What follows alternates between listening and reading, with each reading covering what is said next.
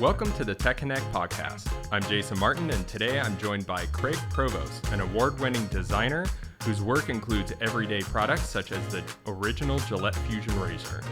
Today, he's the founder of the Innovation Fitness Method, an antidote for companies so overwhelmed by their day-to-day work that innovation keeps getting pushed to tomorrow. Craig helps teams build stronger innovation mindsets and practical, human-centered innovation habits together. Over the past 24 months, he has led innovation workouts with more than 500 executives and innovation leaders. All right, Craig, welcome back to the SoCal Tech Forum. How are you today? I'm awesome. Thank you, Jason. So excited. Great. We're happy to have you here. You are here today to talk to us about innovation fitness in the age of AI. So maybe you can start off by telling us a little bit about yourself, what you do, and what your specialty is. Oh my God, yes. I'm an innovation guy. My passion is helping people and teams unlock ideas, connect their ideas, and turn it into real value for their customers. And what I found over the years working at big companies, working at startups, working at colleges, is there's so much creativity, Jason. Yeah. But where people fall down is connecting that creativity into ingredients and ideas that are going to actually benefit their customer. And that's where design thinking comes in. That's where human-centered design comes in. And that's where building the muscle of collaboration, which is often neglected, comes in. And I call that innovation fitness. Very cool. So this whole concept of design thinking. So tell us a little bit about that for those that might be new to the topic. I love that question. So I've talked about design thinking for years and been a practitioner for years. And it confuses people. Mm-hmm. They're like, what do you mean? What's design thinking? So there's a couple really simple ways to think about it. One is it's the art and science of putting your customer at the center of how you innovate. Another way to think about it is empathy-led design. Mm-hmm. So it's really about, instead of creating something because you think you have a good idea, which happens a lot, and you'd be surprised even at big companies, spending money, spending time, spending effort, and then at the end, putting it out to your customer, and they're like, I didn't want this. Yeah. It's instead... That happens all the time. Right? You've seen it? Yeah. It's instead starting by getting insights, starting by talking to your customer, which is a cheap thing to do, and finding out what their real pain points are. Not just their pain points, but what are their real gain points and joyful points, so that you can double click into the gain points and you can fill the gap on the pain points. And design thinking is it's iterative. So what you want to do is make this discovery, say Jason's pain point is he can't get enough outreach to his customers right now for whatever reason, right? You want to take that discovery and ideate quick, fast ways that he might be able to get more traction with outreach to customers. And we call it bite-sized chunks. So you want to figure out what the pain point is, formulate a quick experiment, run the experiment, learn, and if it moved the needle, implement that. And then once you implement it, start the cycle again, right? Figure out the new pain points, figure out the new friction points. Yeah. Very cool. So this is maybe a little bit different than an exercise like customer experience blueprinting, where you're trying to map out a whole process and everything. How do companies choose like what type of model or what type of tools to use if they want to better understand their customers and their pain points? Because I know there's a lot out there. So what's the advantage of picking customer design thinking in that regard? Oh my God, great question. There is a tsunami of tools. So Jason, you're asking how might, in design thinking we use how might we questions a lot. Mm-hmm. You're asking how might we decide on the right tool to get customer understanding for a company? And that's a great question. What you should do is, depending on what scale you are, that should really help drive your decision. Because there's sort of a DIY kit for design thinking, which is really like, I'm a founder, I'm doing it myself. I'm going to do non-biased interviews. I'm going to do some surveys. I'm going to get fast understanding. And that's like a DIY kit. Now, if you're Microsoft, you're Apple, or you're a well-established company, then there's great packages with AI built in that help you harvest customer discovery from multiple channels, from interviews, from reviews, helps aggregate that, helps interpret that, synthesize that, right? And then there's in between, like you might be a mid-sized company. So there's some great tools like Miro, there's some great tools like Figma, and there's some great consultants you can hire that can help you get this customer discovery quickly and efficiently. So it really depends on the size of your company and what you're looking to do. Very cool. So you have your own thing called Innovation Fitness. You run these workshops. So tell us a little bit about these workshops. Who goes to these workshops? Who's involved? What comes out of them? Tell us a little more about that. Yeah. So what I discovered, this is crazy, Jason. So what I discovered is workshop is actually a poison pill word for executives. And I've specialized in working with executive teams primarily the last 5-6 years. And that started because I met a great CEO coach, and he had 20 CEOs, and I started working with them on how to make their cultures better. So I was running workshops, but what I discovered was CEOs are scared of workshops. And it's because that word to them means you're going to come in, put 100 Post-its on the wall, everyone's going to get excited, and then nothing's going to happen. Yeah. Because this has happened to so many executives, and what happens is employees are like, oh, please, not another workshop. Yeah, it was fun. But then we went back to our day-to-day and nothing happened with those relics and artifacts that are now on the wall. So what I realized was the workshop blueprint needed to be disrupted. Okay. And instead of just divergent thinking, which is, hey, we have a pain point, let's think of all these ideas, you needed to include convergent thinking. And convergent thinking is going from those 100 ideas and being like, which 2 or 3 are we actually going to test? Are we actually going to see if those create traction, right? And what do you think should drive that? What should drive that convergent thinking? It's got to be the customer, right? It's the customer. Solving the customer Our first needs, high five. right? Yes. It's got to be the customer. The customer has to drive that convergence. So whatever level of customer understanding you have, like I encourage before the workshop, I'll include some discovery. But if they don't want to do that, I'll take whatever customer intelligence they do have, and we use that to drive the convergent thinking. So in innovation workouts, there's divergence, there's convergence based around what you know about your customer. And then there's the third part in each workout, which is activating those ideas that make sense for the customer. So in the workshop, we're saying, how might we activate this idea? What is a quick experiment we can run in what I call the magic quadrant? So there's the quadrant of how much effort and resource something takes in one axis. And then there's the quadrant in the other axis is how much value we think it's going to deliver. Yeah. And we want things that are going to deliver high value and take less resource and effort. And that's the golden quadrant. So we say, which of these ideas might fit into our golden quadrant?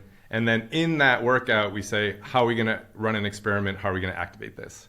So you get divergent thinking, convergent thinking based on customer knowledge, and then activation at the end of the workshop. Very cool. Yeah, I think that's very different than I think a lot of my experience on how many companies like run a lot of these workshops where they start with what do we have and how can we build something? Like what is our capability? And they start with the product, they start with what they do today, and then they work it out and try and see what's valuable and then match it to customers' needs versus, starting with the customer and the pain points and the needs and bringing it back and then how might we do this, right? Yeah. Now, when you run these workshops, I know there's always like a balance. You have all these ideas, and you need to, focus on the customer. How do you get past many of the customers many of the workshop attendees that might start with no, or start with like we can't do that because X. The idea killers, whereas instead of focusing on what really needs to be done. That is the best question, and 80% of what I do in the workshops is switching people's brains from what I call judgment mindset into generative mindset. Because literally our brains have been wired to make thousands of conscious and unconscious decisions every day. Yep. And we instantly judge things. We see a new idea, we judge it. Your brain has already judged it. We see a new framework, we instantly judge it. And what happens is that kills ideas too early and too often before they have a chance to grow and evolve into something meaningful. So what we have to do in that workout is consciously practice building our imagine if and our yes and muscles. And we literally go around and I have exercises to build that muscle. Because that's one of the muscle groups that if you start to build it as a team and that becomes part of your culture, embedded in your culture, then ideas, which I call ingredients have a much better chance of coming together to serve your customer versus getting stuck in the habit of killing ideas early and then doing the same thing you're already doing, maybe with little tweaks. Yeah, So. absolutely. And I'm sure working with like managers and leaders, that's definitely important because managers and leaders are trained to make quick decisions or trained to look at information and immediately be able to make a decision when in these workshops. I'm sure that's exactly the opposite of what you want to do, right? Yeah. And can I build on what you just said? Yes. So like managers, leaders, CEOs, CTOs, the people I work with the most, if they model what's important in the cultural value to them is that you can make a decision quickly, then that trickles down in the culture. That behavior trickles down. So I'm going to get rewarded for making a decision quickly is what people throughout the organization start to think and start to act and start to model, right? Then you're really in trouble with innovation, right? And what you see is a lot of these organizations with those behaviors, they do what I call leaving innovation to chance. And then they hope, say, genius Jason, at the moment we need innovation, we fell behind, our competitors way ahead of us, we've been out innovated. Okay, everyone stop, get in a room, now we need innovation. Yeah. Hey, Jason, you did it last time. Yeah, turn it on, right? Yeah. Go. turn on the innovation switch. Like, you did it last time, so like, Jason, you do it again. Yeah. And what happens is it puts undue pressure on, different people in an organization to innovate on demand. And that's just really not how sustainable, repeatable innovation works. Yeah. Right? So in innovation fitness, there's what I call the innovation circuit. You know, like you go to the gym, you do a circuit of exercise. Yeah. Yeah.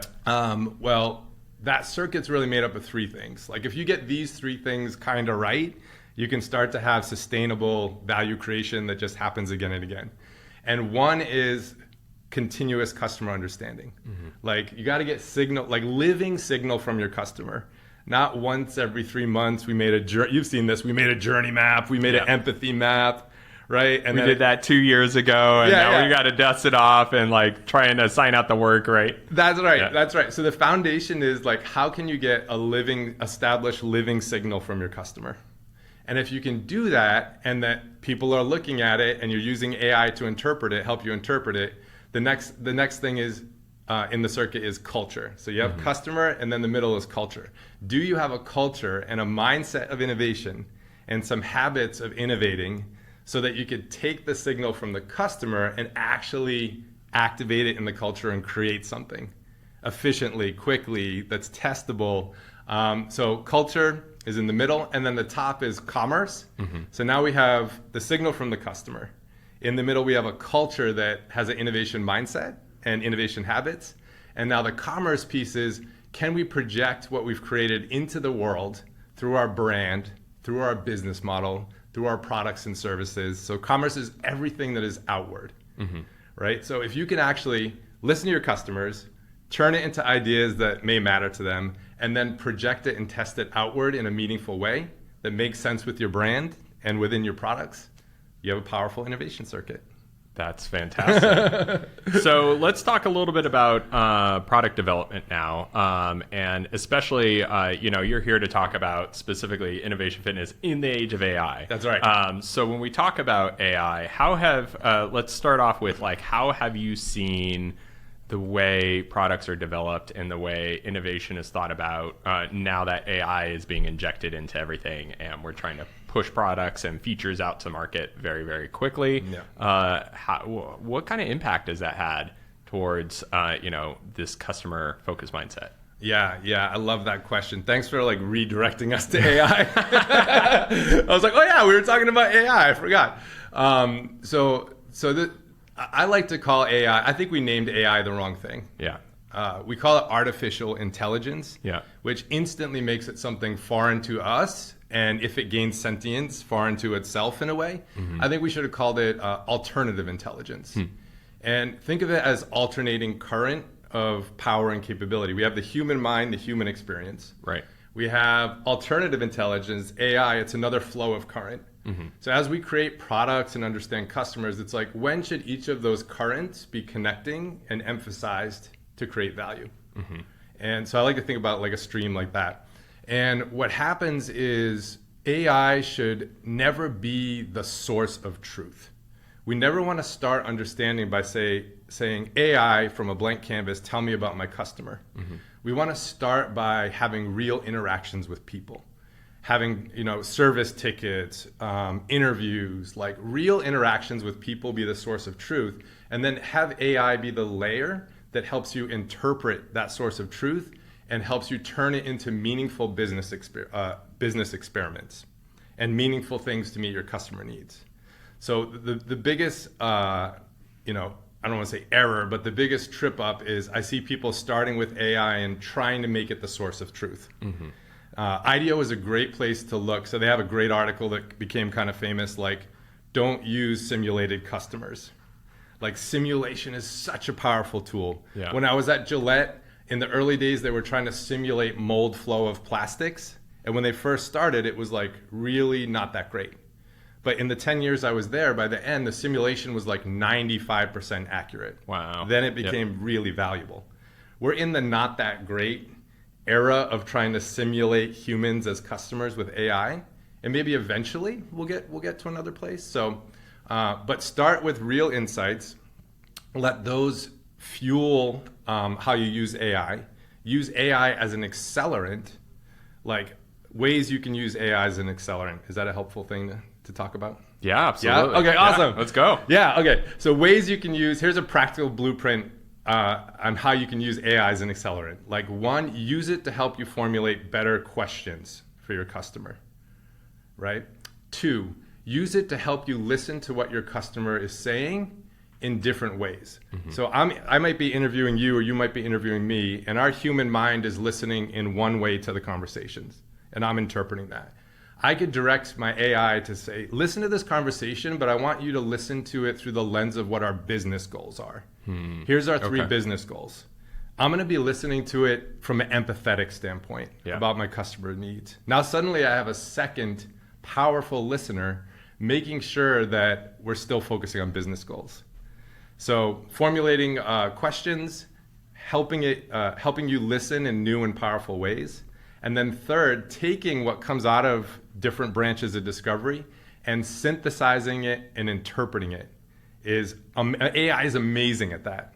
I'm a big Miro fanboy. Yeah. You're nodding. Have you discovered that too? Yeah, absolutely. And like with being able to work with so much larger data sets, I would imagine that when synthesizing and aggregating all of your feedback, you can work with much larger data sets. Whereas like just doing like human reviews in the past, where you're random sampling and everything, your pool is much smaller because of the capacity that you can support, right? Yeah.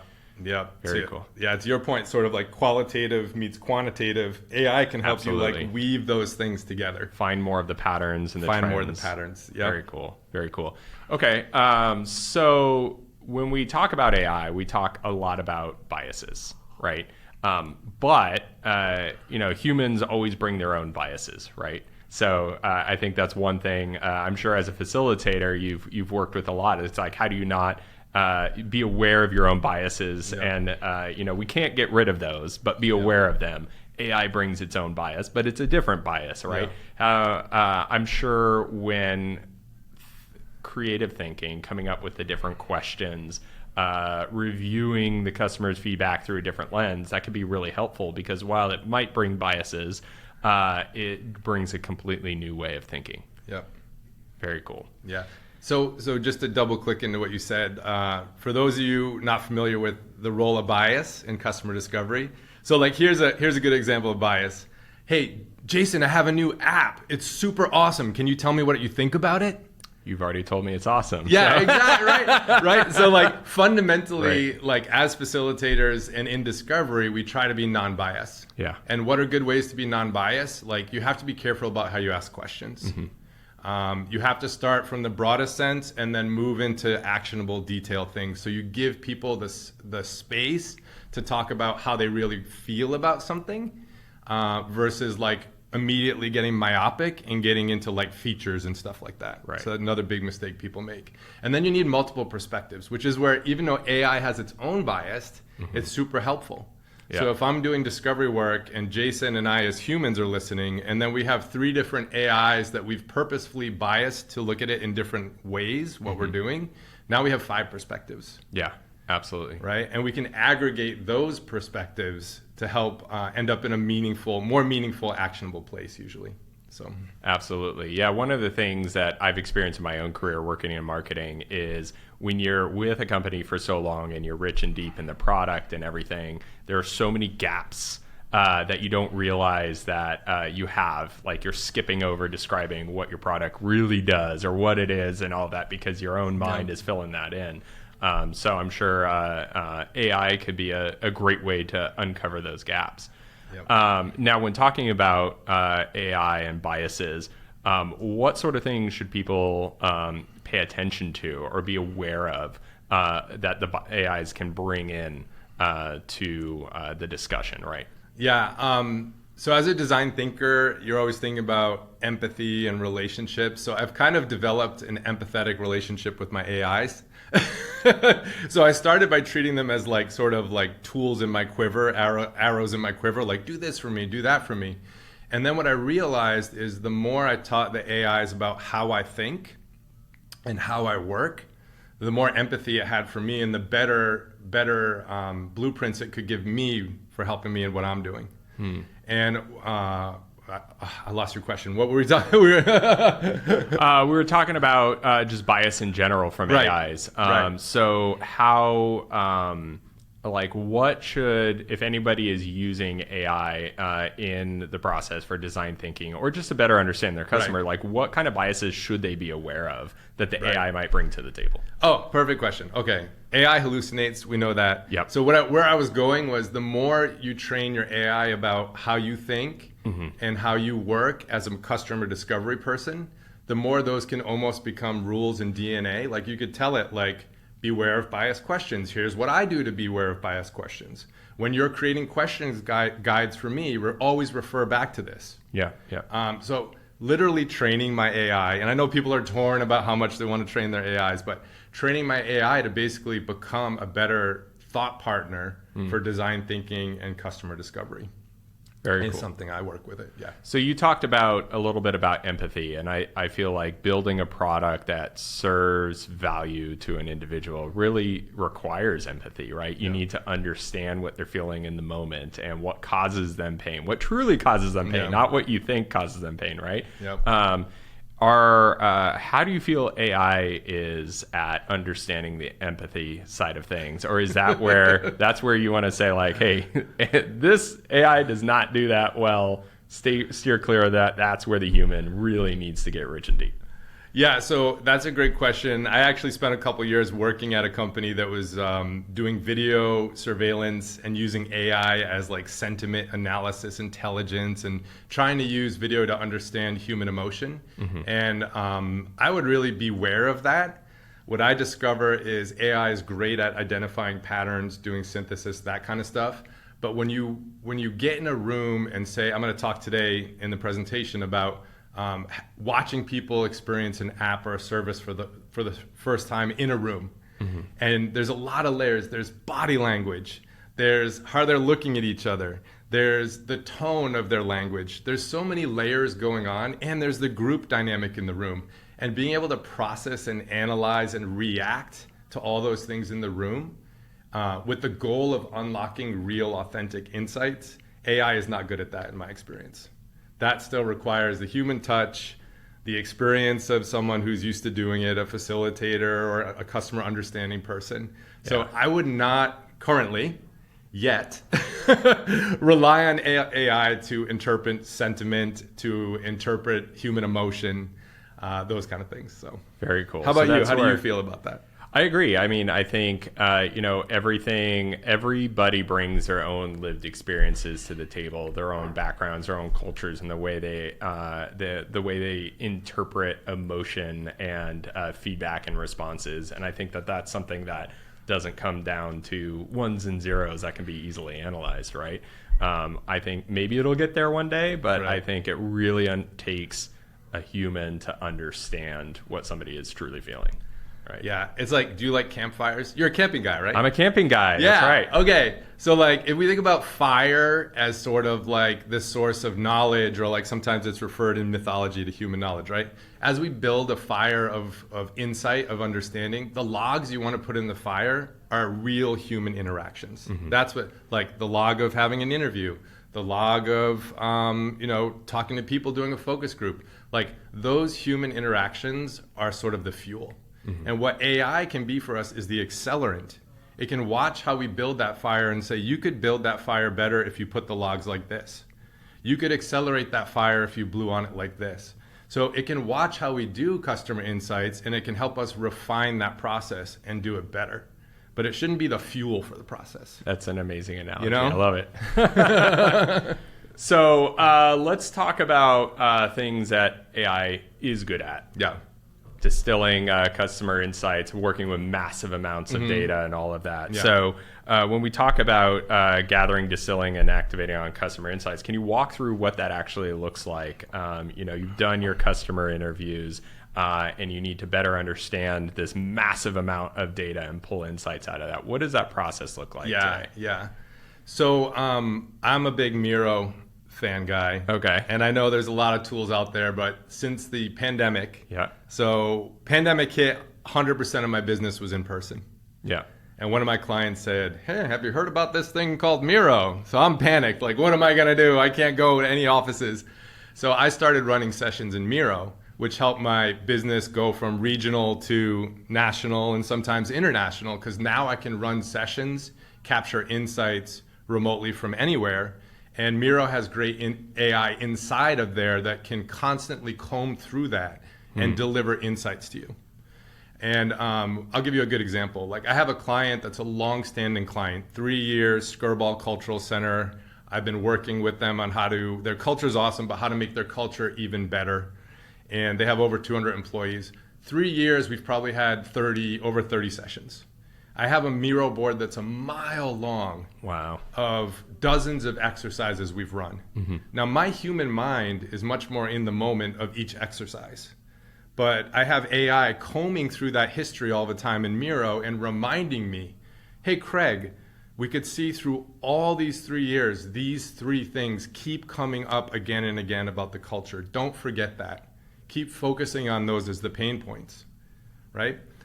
So it has the power to kind of be this historical look back and insights engine that my human mind isn't that good at. Yeah. Right. Yeah. So that's like one good example.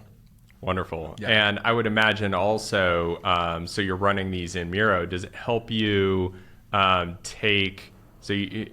think you talked about in the beginning, the poison pill, right, of workshops. Yeah. Has it helped you take more of those workshops from, development into action after the workshop and carrying that work through? Because to your point, I've been in countless workshops where we all get together, we have fun, and then nothing comes out of it, right? Yeah. So how has it helped you there? Yeah, and there is value in getting together and having fun because that doesn't happen enough. So just I agree. Celebrate that moment. Woo! But even better Don't discount. Even better if it turns into something, right? So yes, actually in real time in the workshop, not only do I ideate with people on how do we activate these 3 insights we selected from 100 and turn them into experiments. In parallel, we have Miro thinking at the same time, how can we turn those into experiments? Right, so we've quadrupled or quintupled our thinking power, so that we're leaving the workshop with lots of options that we've prioritized. So it's a thought partner in real time about how might you activate what's coming out of the workshop. And then post-workshop, of course, it is a crazy accelerant. Yeah. AI, alternative intelligence. It's a crazy accelerant at helping you take raw ingredients from that workshop and turn it into strategy recommendations, and to do gap analysis, and to do risk analysis, and to do many analyses that would have longhand taken me so long that I can now do in like 3 hours. Love it. Right, and you got to validate it, right? Make sure the analysis Yep. makes sense. But as you build up the pattern of analysis, you get better and faster at validating it as well. And mistakes still happen, but yeah. Absolutely.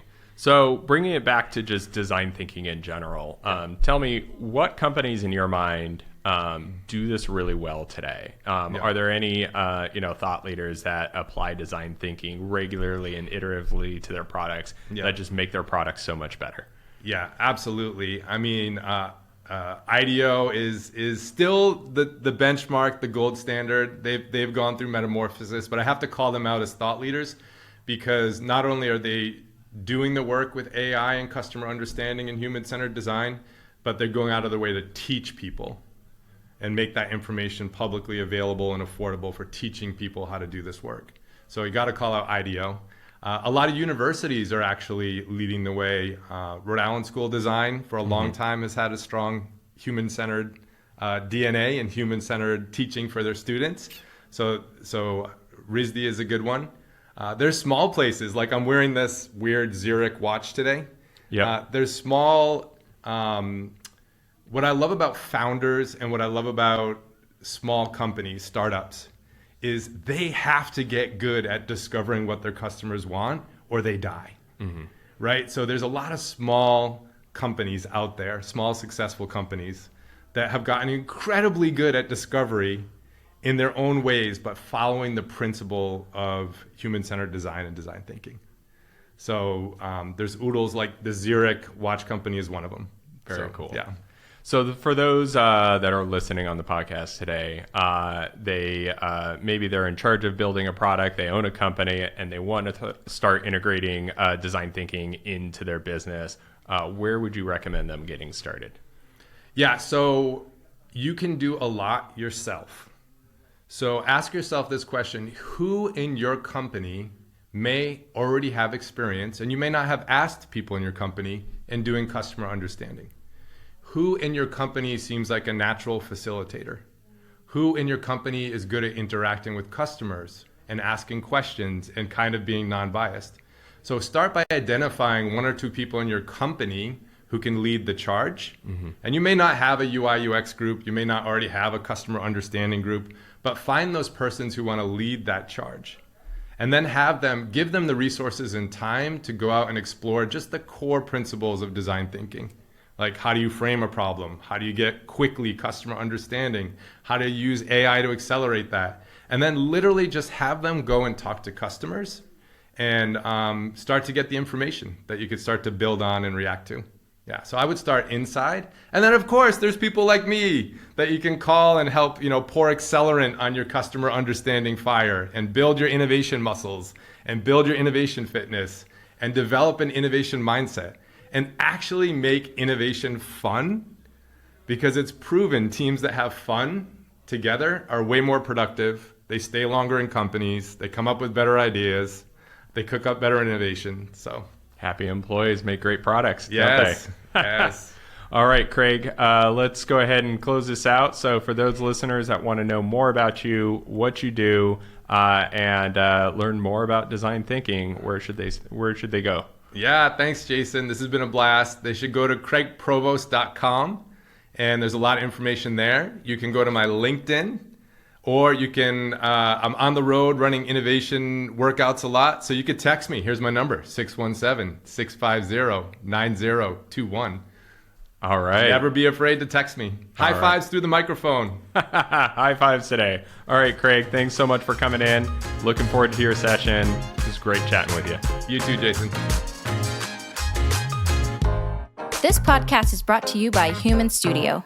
Human Studio is an award-winning design studio specializing in web design, branding design, video production, and so much more. We'd love to help you take your brand to the next level.